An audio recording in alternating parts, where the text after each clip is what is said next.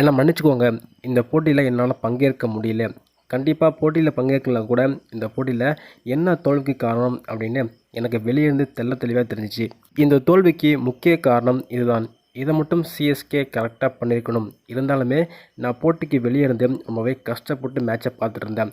எனக்கே ரொம்ப கஷ்டமாயிடுச்சு. அப்படிங்கிற மாதிரி பார்த்தீங்கன்னா தோனி கடைசி போட்டி விளையாடுவார் அப்படின்னு எதிர்பார்த்தோம். ஆனால் இன்றைக்கி கடைசியாக ஒரே ஒரு ஸ்பீச்சை மட்டும் கொடுத்துட்டு தோனி வெளியே போயிருக்காரு. ஒரு ஃபோட்டோவை மட்டும் எடுத்து தோனி இப்போது ரொம்பவே கண் கலங்கிட்டு வெளியே போயிருக்காருங்க.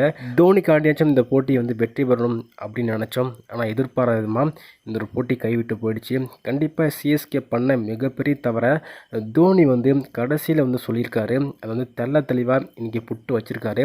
ஏன்னா இத்தனை போட்டியில் தோனி மேட்ச்சில் உள்ளே வரலனா கூட தவறை சுட்டி காமிச்சிருப்பார். ஆனால் இந்த போட்டியில் உள்ளே இன்னுமே ஒரு சில தவறுகளை சொல்லியும் காமிச்சிருக்காரு தோல்விக்கு பிறகு. அப்படி என்ன பேசுகிறார் அப்படிங்கிறத இந்த வீடியோவில் தெளிவாக தெரிஞ்சுக்கலாம். ஸோ வீடியோவை ஸ்கிப் பண்ணாமல் பாருங்கள். அப்போ தான் நான் சொல்ல வர கருத்து தெரியும், தோனி என்ன சொல்லியிருக்காரு அப்படிங்கிறது தெரியும். நம்ம சேனலுக்கு ஏதாச்சும் புதுசாக வந்திருந்தீங்க அப்படின்னா சப்ஸ்கிரைப் மட்டும் பண்ணிக்கோங்க. அப்படி பண்ணுறீங்க அப்படின்னா பக்கத்தில் இருக்க பெல்லைக்கு உடனே நோட்டீஸ் வரும். நிறைய பேர் சப்ஸ்கிரைப் பண்ணாமல் பார்த்துட்டீங்க, சப்ஸ்கிரைப் பண்ணிவிட்டு பாருங்கள். நிறைய பேர் லைக் பண்ணாமல் பார்த்துட்டீங்க, லைக் பண்ணிட்டு பாருங்கள். நீங்கள் பண்ணுற ஒவ்வொரு லைக்கும் எனக்கு மிகப்பெரிய மோட்டிவேஷன் இருக்கும். ஸோ லைக் பண்ணிவிட்டு பாருங்கள். ஸோ இன்றைக்கி மேட்ச் பார்த்துருப்பீங்க. ஸோ தோனி விளையாடுவாரா அப்படின்னு மிகப்பெரிய ஒரு கொஷின் இருந்துச்சு. ஆனால் சிஎஸ்கே கேப்டன் முன்னாடியே தோனி விளையாடல அப்படின்னு சொல்லிட்டாரு. ஏன்னா தோனி சொல்லியிருந்தார், என்னோட கடைசி T20 போட்டி சென்னை சேப்பாக்கத்தில் தான் இருக்கும் அப்படிங்கிற மாதிரி சொல்லியிருந்தார். அதனால் ஃபேன்ஸ் எல்லாருமே இன்றைக்கி தோனி விளையாடுவார் அப்படின்ட்டு எல்லாருமே நம்பிக்கையோடு இருந்தாங்க. அதனால் சிஎஸ்கே ஃபேன்ஸ் எல்லாமே எதிர்பார்ப்பு அதிகமாக வச்சுருந்தாங்க. ஆனால் இன்றைக்கி சிஎஸ்கே கேப்டன் தொடக்கத்திலே தோனி ரிட்டையர் இன்னும் ஆகலை அப்படிங்கிற மாதிரி சொல்லிட்டாரு. ஓய்வு பெறலை, இருந்தாலுமே தோனி அடுத்த சீசன் ப்ளே பண்ண போகிறாரு அப்படிங்கிற மாதிரி ருத்ராஜ் கெய்க்வாட் சொன்னார். ஆனால் அதுக்கு வாய்ப்பே கிடையாது. தோனி இன்றைக்கி பண்ணதெல்லாம் பார்க்கும்போது கண்டிப்பாக தோனி அடுத்த சீசன் விளையாட மாட்டார் அப்படிங்கிற மாதிரி தான் தோணுது. நான் ஃபோட்டோ எடுத்தார், கடைசியில் போகும்போது எமோஷனலாக கண் கலங்கிட்டு போனார். கடைசியில் பேசினது வரையும் ரொம்பவே கண் கலங்கி தான் பேசியிருக்காரு. அதுக்கு என்னென்னு பார்த்தலாம். இன்றைக்கி சிஎஸ்கே முதல்ல பேட்டிங் பண்ணியிருந்தாங்க. ஸோ டாஸ் ஒரு மிகப்பெரிய எதிர்பார்ப்பு இருந்துச்சு. டாஸை வெற்றி பெற்றால் ஓரளவுக்கு மேட்சை வெற்றி பெற்றலாம் அப்படிங்கிற மாதிரி தான் இன்றைக்கி சிஎஸ்கே எல்லாமே எதிர்பார்த்தோம். அதுக்கேற்ற மாதிரி முதல்ல சிஎஸ்கே டாஸை வெற்றி பெற்றாங்க. வெற்றி பெற்று நாங்கள் முதல்ல பேட்டிங் பண்ணிக்கிறோம் அப்படிங்கிற மாதிரி ருத்ராஜ் கெய்க்வாட் சொல்லியிருந்தார். அதுக்கேற்ற போல் தொடக்கத்தில் சஞ்சு சாம்சன் மற்றும் நம்மளோட ருத்ராஜ் கெய்க்வாட் களம் இறங்கியிருந்தாங்க. தொடக்கத்திலே சிஎஸ்கே அன்றைக்கி மிகப்பெரிய ஒரு லாட்ரி கிடச்சிது. அப்படி என்னன்னா முதல் பால்லே நோ பால் போட்டாங்க. அங்கேயே சிஎஸ்கே அன்றைக்கி மிகப்பெரிய ப்ளஸும் கிடச்சிது. அந்த முதல் ஓவர்லேயே 17 ரன் சஞ்சு சாம்சன் அடிச்சிருந்தார். முதல் 2 ஓவரில் சிஎஸ்கே அதிரடியாக விளையாடினாங்க. 35 ரன் 2 ஓவர்லேயே குவித்திருந்தாங்க. அதன் பிறகு பேட் கமெண்ட்ஸ் பவுலிங் போட வந்தார். 3வது ஓவர் அந்த ஓவரில் சஞ்சு சாம்சனோட விக்கெட்டை அழகாக தூக்கியிருந்தார். அவரை பார்த்தா 27 ரன்னு காட்டம் இழந்து பெப்ளின் திரும்பியிருந்தார். அதன் பிறகு உருவில் பட்டியலும் அதிரடியாக ஸ்டார்ட் பண்ணியிருந்தாங்க. 2 6 பேக் டு பேக் பேட் கமெண்ட்ஸ் ஓவரில் அடிச்சிருந்தார். சரி, இப்போ அவர் இன்றைக்கி ஒரு தருமாடி அடிக்க போகிறாரு அப்படின்னு எதிர்பார்த்தா அவரும் இன்றைக்கி சரியாக ப்ளே பண்ணல. 13 ரன்னு காட்டம் இழந்து வெளியே போனார். ஒரு பக்கம் ருத்ராஜ் கெய்க்வாட் கட்டையை போட்டு டெஸ்ட் மேட்ச் ப்ளே பண்ணிட்டு இருந்தாருங்க. கார்த்திக் சர்மா களம் இறங்கியிருந்தார். இவரும் பார்த்தீங்கன்னா பெருசாக அடிப்பார்னு எதிர்பார்த்தோம். ஏன்னா இவர் டீசெண்டாக விளையாடுறாருங்க.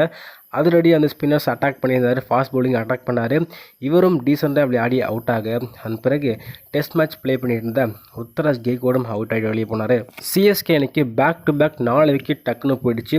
முக்கியமாக 100 ரன்னுக்கு போனால் சிஎஸ்கே 4 விக்கெட் இழந்துட்டு தட்டு தடுமாடி ப்ளே பண்ணிட்டு இருந்தாங்க. அதுக்கப்புறம் யார் அடிக்க போகிறா, இன்றைக்கி கண்டிப்பாக டெவல் பிரேவிஸ் அடிச்சே ஆகணும் அப்படிங்கிற மாதிரி தான் எதிர்பார்த்தோம். அதுக்கேற்ற மாதிரியே இன்றைக்கி டெவல் பிரேவிஸ் வந்த உடனே அதிரடியாக விளையாண்டுருந்தார். ஸோ டீசெண்டாகவும் விளையாண்டார்.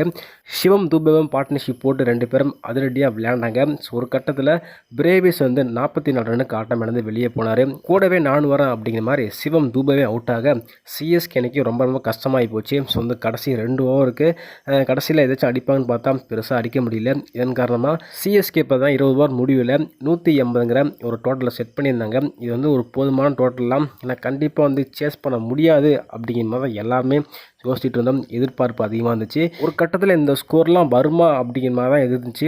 ஆனால் கடைசியில் எப்படியோ சிஎஸ்கே 180 அடிச்சிட்டாங்க. இதுவே ஒரு போதுமான டோட்டல்லாம் அப்படிங்கிற மாதிரி ஸ்டீஃபன் ஃப்ளமிங்கே சொல்லியிருந்தார். அதுக்கேற்ற போல் சிஎஸ்கே பவுலிங் போடுவாங்கன்னு பார்த்தா தொடக்கத்திலே அபிஷேக் சர்மா மற்றும் டிராவிஸ் 2 பேரும் டீசெண்டாக விளையாடி அவுட் ஆகியிருந்தாங்க. அதன் பிறகு பேட்டிங் களம் இறங்கிய நம்மளோட இஷான் கிஷன் மற்றும் ஹென்ரி கிளாசன் 2 பேரும் மேட்சை வந்து முடிச்சிட்டாங்க. 2 பேருமே சேர்ந்து மேட்ச் அசால்ட்டாக முடிச்சாங்க. கடைசி வரையும் இஷான் கிஷன் வந்து மேட்சை முடிச்சு கொடுத்துட்டாரு. வெறும் 19 ஓவரில் இந்த ஒரு ஸ்கோரை அசால்ட்டாக வந்து சேஸ் பண்ணி முடிச்சிட்டாங்க. ஸோ கடைசியில் தோல்விக்கு பிறகு MS தோனி ஒரு சில கருத்துக்களும் சொல்லியிருக்காரு. இந்த ஒரு போட்டி பார்த்தீங்கன்னா சிஎஸ்கே நிறையா தவறு பண்ணாங்க. நான் கண் கூட வந்து பார்த்துருந்தேன். சிஎஸ்கேவோட ஃபீல்டிங் இன்றைக்கி மோசமாக இருந்துச்சு. குறிப்பாக சொல்லப்போனால் சிஎஸ்கே தொடக்கத்தில் அதிரடியாக விளையாண்டாங்க பேட்டிங்கில். அதுக்கப்புறம் சிஎஸ்கே பேக் டு பேக் விக்கெட்டை விட்டாங்க. அதுக்கப்புறம் சிஎஸ்கே ஒரு மேக்ஸிமைஸ் பண்ணி வந்து கொண்டு போயிருக்கலாம். ஆனால் அங்கே சிஎஸ்கே தப்பு பண்ணியிருந்தாங்க. பேட்டிங் ஆர்டர்லேயும் சிஎஸ்கே வந்து தப்பு பண்ணாங்க. குறிப்பாக கேப்டன் இன்றைக்கி வந்து தப்பு பண்ணியிருந்தாரு அப்படிங்கிற மாதிரி நிறைய வந்து சொல்லியிருந்தாருங்க. இன்றைக்கி குறிப்பாக பவுலிங்லேயும் ரொட்டேஷன் வந்து சரியாக பண்ணல ருத்ராஜ் கெய்க்வாட். ஒரு கட்டத்தில் அதிரடியாக விளையாண்டுருந்த கிளாசன் அவர் விக்கெட் எடுக்கவே முடியல. ஸோ கேட்சை கரெக்டாக 20 ரனில் கேட்ச் கொடுத்துருப்பாரு. அந்த கேட்ச் வந்து மிஸ் பண்ணியிருப்பாங்க. அதுக்கப்புறம் நிறையா கேட்ச் இன்றைக்கி சிஎஸ்கே மிஸ் பண்ணியிருந்தாங்க. மிஸ் ஃபீல்டிங் பண்ணியிருந்தாங்க. இப்படி சிஎஸ்கே தோல்விக்கு வந்து முக்கிய காரணம் இருக்கிறது இந்த ஒரு ஃபீல்டிங் தான். ஃபீல்டிங் மட்டும் சரியாக பண்ணியிருந்தா மேபி சான்ஸ் இருந்துக்கலாம். எனிவே சிஎஸ்கே இப்போ நல்லாவே ப்ளே பண்ணாங்க. ஸோ வந்து தொடக்கத்தில் சிஎஸ்கே பேட்டிங் பார்த்தீங்கன்னா ஸோ வந்து 180 வருமா அப்படிங்கிற மாதிரி யோசிச்சுட்டு இருந்தேன். கடைசியில் கொஞ்சம் நல்லாவே முடித்தாங்க. ஸோ சிஎஸ்கே கொஞ்சம் வந்து பவுலிங்லையும் ஃபீல்டிங்லையும் வந்து கான்சன்ட்ரேஷன் பண்ணால் கண்டிப்பாக அடுத்த சீசன் நல்லா ப்ளே பண்ணுவாங்க அப்படிங்கிற மாதிரி கண் கலங்கி பேசியிருக்காரு தோனி. ஸோ கடைசியில் ஸோ வந்து ஒரு ஃபோட்டோ மட்டும் எடுத்துக்கிட்டு வெளியே போயிருக்காரு. அடுத்த சீசன் வந்து வருவாரா வரமாட்டான்னு தெரியல. ஏன்னா மேபி வந்து சொல்லியிருக்காரு. வெயிட் பண்ணி தான் பார்க்கணும். ஏன்னா தோனி வந்து இதெல்லாம் பண்ணுறதை பார்த்தா கண்டிப்பாக தோனி அடுத்த சீசன் வந்து ப்ளே பண்ண மாட்டார் அப்படிங்கிற மாதிரி தோணுது.